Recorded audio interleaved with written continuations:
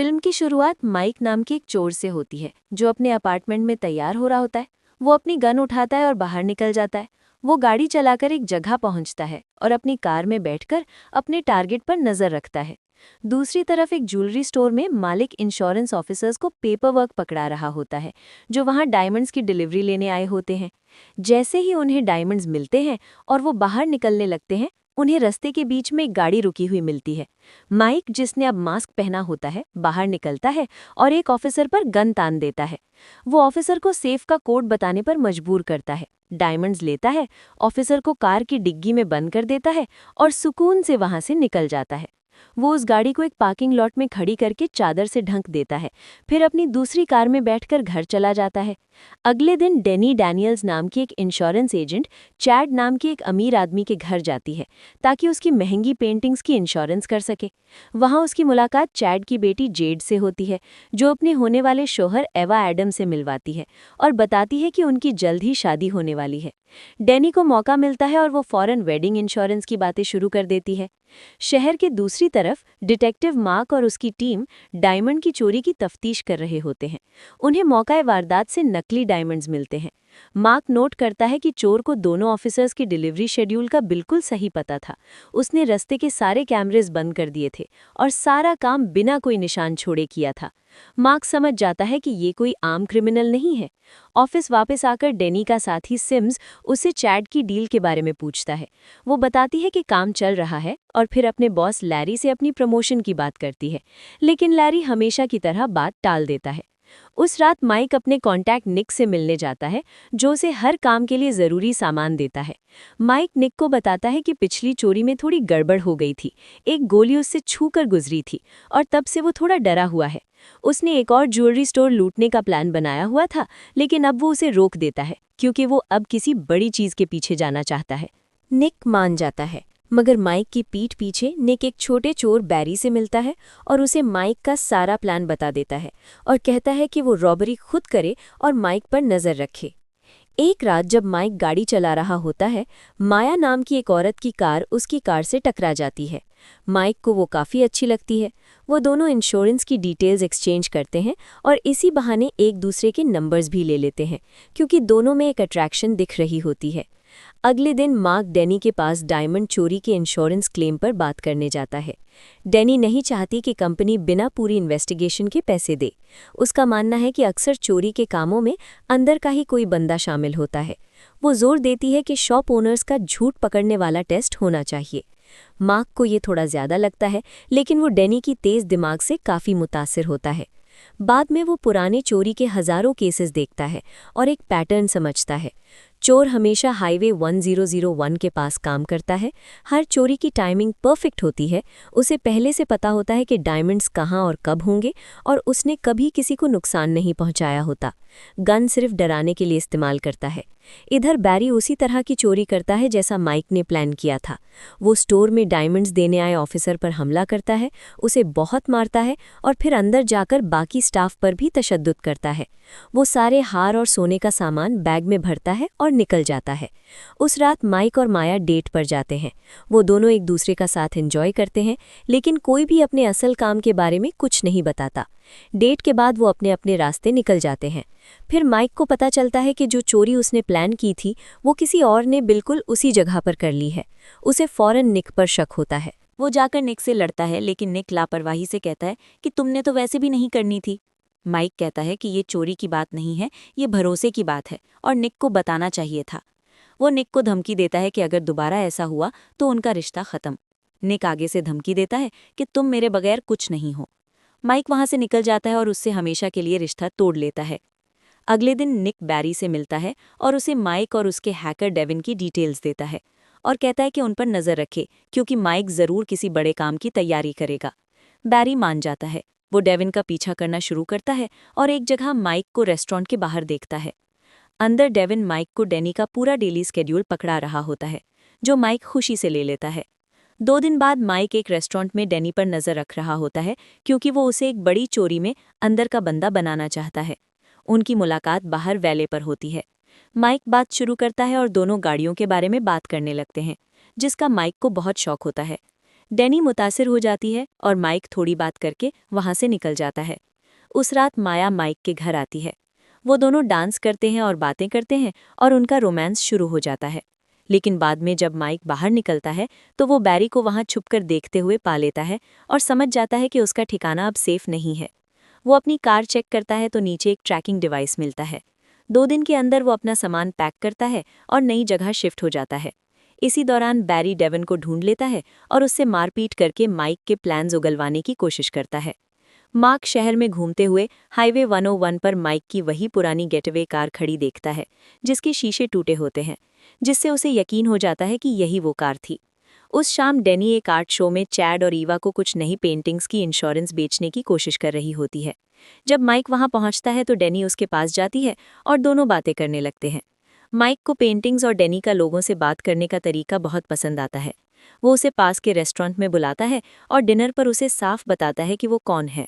वो एक चोर है जो महंगी चीजें चुराता है और इंश्योरेंस कंपनी के मालूमात से उसे पता चलता है कि क्या चुराना चाहिए।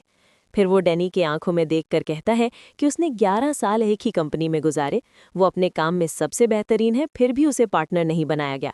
वो ज्यादा की हकदार है और माइक उसकी मदद कर सकता है। डैनी किसी भी गलत काम का हिस्सा बनने से साफ इनकार कर देती है। माइक बस इतना कहता है कि अगर कभी इरादा बदले तो इंस्टाग्राम पर अपने पैरों की पिक्चर लगा देना, मैं राब्ता कर लूंगा। बाहर निकलते हुए वो देखता है कि बैरी अभी भी डैनी का पीछा कर रहा है। माइक अपनी कार से उसकी कार को टक्कर मारता है और उसे एक सुपरमार्केट में घेर लेता है।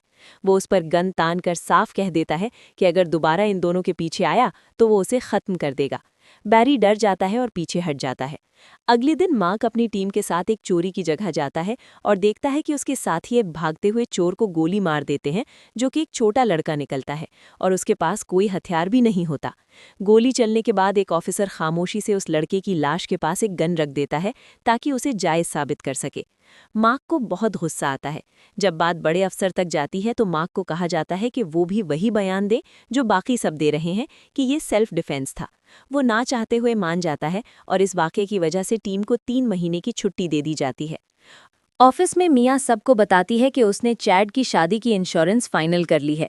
वो ये भी बताती है कि चैड अपनी शादी के मेहमानों को 5.5 मिलियन के डायमंड्स गिफ्ट करने वाला है और एक एजेंट वो डायमंड्स वेन्यू पर लाएगा और बदले में 5.5 मिलियन कैश ले जाएगा, और ये सब टैक्स बचाने के लिए छुप कर हो रहा है। लैरी इस डील से बहुत खुश होता है। फिर वो डैनी से बात करता है और दोबारा कहता है कि प्रमोशन के लिए अगले साल तक रुकना पड़ेगा। डैनी कहती है कि कंपनी मुनाफे में है और लैरी खुद 5 साल में पार्टनर बन गया था, जबकि उसे 11 साल हो गए हैं। अगर उसे प्रमोशन ना मिली तो वो अपने सारे क्लाइंट्स लेकर चली जाएगी। लैरी सख्ती से कहता है कि जो करना है करो। डैनी गुस्से में बाहर निकल जाती है। इधर मार्क माइक के कार से मिले एक बाल का डीएनए चेक करता है। नाम जेसन बियक्स निकलता है, लेकिन सिस्टम में उसका आखिरी रिकॉर्ड तब का है जब वो 8 साल का था। उसके बाद वो गायब हो गया। परेशान होकर डैनी आगे बढ़ने का फैसला करती है और इंस्टाग्राम पर अपने पैरों की फोटो डाल देती है। माइक देखकर खुश हो जाता है। डैनी उससे राब्ता करती है और पूरा प्लान बताती है। डायमंड एजेंट चैड की शादी पर 5.5 मिलियन के डायमंड्स लाएगा और वहां से इतना ही कैश लेकर जाएगा। अगर माइक दोनों एक साथ चुरा ले तो कुल 11 मिलियन बनेंगे। डैनी अपना हिस्सा 3 मिलियन मांगती है। माइक फौरन मान जाता है, लेकिन उसे इंश्योरेंस की फाइल और उस गार्ड की पूरी डिटेल चाहिए जो एजेंट के साथ होगा। उस रात माइक को उस ऑर्फनेज यानी यतीम खाने से कॉल आती है जहां वो पला बढ़ा था। उसका गार्डियन बताता है कि एक डिटेक्टिव जेसन को ढूंढ रहा है। मार्क फोन पर आता है और माइक से कहता है कि वो मिलना चाहता है। माइक बिना कुछ कहे फोन काट देता है। 2 दिन बाद माइक एंटवर्प जाता है और शादी वाले होटल का जायजा लेता है और चोरी की एक एक डिटेल तैयार करता है। एक शाम जब सब ऑफिस से चले जाते हैं, डैनी रुककर गार्ड की फाइल निकालती है और माइक को भेज देती है। फिर वो घर जाती है जहां बैरी पहले से उसका इंतजार कर रहा होता है। वो उसे पकड़ लेता है और मजबूर करता है कि वो सब सच बता दे जो उसने और माइक ने प्लान किया है। डैनी अपनी जान के डर से सब कुछ बता देती है। अगले दिन वो सीधा मार्क के पास जाती है और सब सच उगल देती है। मार्क कहता है कि अगर उसने ऑफिशियल तौर पर कुछ किया तो डैनी सबसे पहले अरेस्ट होगी, क्योंकि उसने 2 क्रिमिनल्स की मदद की है। वो उसे कहता है कि खामोश रहे और उसे संभालने दे, लेकिन उसे माइक के बारे में सब कुछ जानना होगा। 2 दिन बाद मार्क पहली रॉबरी के सबूत दोबारा देखता है और खामोशी से नकली डायमंड्स अपनी जेब में रख लेता है। उसका प्लान तैयार होता है। उसी रात माया माइक से फिर कहती है कि वो अपने बारे में कुछ सच बताए, वो कौन है और कहाँ से आया है। माइक इनकार कर देता है। हर बार दूर रखने से थक कर माया उससे ब्रेकअप कर लेती है और चली जाती है। चोरी का दिन आ जाता है। माइक एंटवर्प एयरपोर्ट के पार्किंग लॉट में जाकर इंश्योरेंस गार्ड को घेर लेता है, उसके खानदान को धमकी देता है और उसे साथ देने पर मजबूर करता है। प्लेन में मार्क पहले ही असली डायमंड एजेंट से मिलकर उसे सब बता चुका होता है। फिर मार्क खुद एजेंट बनकर एयरपोर्ट से बाहर निकलता है। वो गार्ड माइक के कहने पर मार्क को सीधा माइक की कार तक लाता है।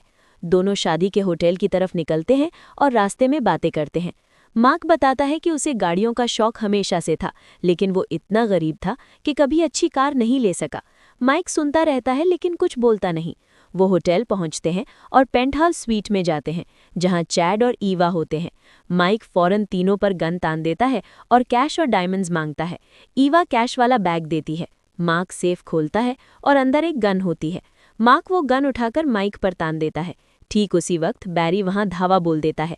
उसने डैनी से सब कुछ उगलवा लिया था और तब से इंतजार कर रहा था। बैरी अब सब पर गन तान देता है और सबको मारने की धमकी देता है। वो गोली चलाकर चैड को जख्मी कर देता है और साफ कहता है कि वो सब कुछ ले जाएगा और किसी को जिंदा नहीं छोड़ेगा। मार्क को एहसास होता है कि माइक ने कभी किसी को नुकसान नहीं पहुंचाना था। जैसे ही बैरी मार्क पर गोली चलाने लगता है, माइक बैरी को गोली मारकर खत्म कर देता है। मार्क माइक से कहता है कि सब कुछ यहीं छोड़ो और खामोशी से निकल जाओ। वो सारा इल्जाम बैरी पर डाल देगा और केस बंद कर देगा कि वही हाईवे 1001 वाला चोर था। माइक डायमंड्स और कैश छोड़कर निकल जाता है। चैड जख्मी होता है और गुस्से में कहता है कि वो सब सच बता देगा। मार्क सुकून से उसे समझाता है कि अगर उसने ऐसा किया तो उसके 5.5 मिलियन कैश का राज खुल जाएगा, जिस पर उसने टैक्स नहीं दिया। वो डायमंड्स भी जब्त हो जाएंगे और उसे जेल हो जाएगी। सबसे अच्छा यही है कि जो मार्क कह रहा है वही कहे। इस तरह उसके पैसे और डायमंड्स दोनों बच जाएंगे। ईवा भी चैड को मना लेती है। केस ऑफिशियली बंद हो जाता है और बैरी को चोर करार दे दिया जाता है। शहर से बाहर निकलते हुए माइक फैसला करता है कि अब वो ये सब काम छोड़ देगा। ये उसकी आखिरी चोरी थी। 4 दिन बाद इन्वेस्टिगेशन खत्म होने पर मार्क एविडेंस रूम जाता है और असली डायमंड्स को उन नकली डायमंड से बदल देता है जो उसने पहले लिए थे, और असली डायमंड्स लेकर निकल जाता है। फिर वो डैनी को ढूंढता है और वो डायमंड्स उसे गिफ्ट कर देता है ताकि उसने जो कुछ झेला उसका थोड़ा बदला मिल सके। डैनी शुक्रिया अदा करती है और फिर माइक का एक मैसेज दिखाती है जिसमें एक एड्रेस होता है। मार्क वहां जाता है तो देखता है कि एक बिल्कुल नई चमचमाती कार खड़ी होती है। ये माइक की तरफ से उसे सही सलामत छोड़ने का शुक्रिया था। शहर के दूसरी तरफ माया अपने ऑफिस में होती है जब उसे एक खत मिलता है। वो उसे खोलती है तो अंदर माइक के बचपन की एक पुरानी तस्वीर होती है, जिससे पता चलता है कि वो फॉस्टर होम में पला बढ़ा था और उसके पास कुछ नहीं था। साथ में एक साफ और सच्चा नोट होता है जिसमें माइक ने एक और मौका मांगा होता है।